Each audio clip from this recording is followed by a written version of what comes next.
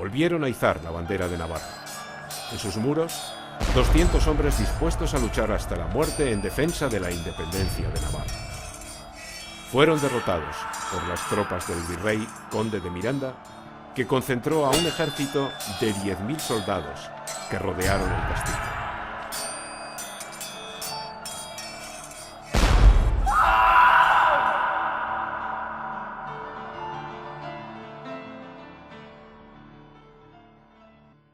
Tomada la fortaleza, los defensores pagaron muy cara su resistencia. Jaime Vélaz y su hijo Luis, tras ser arrestados, fueron asesinados en la prisión de San Nicolás de Pamplona.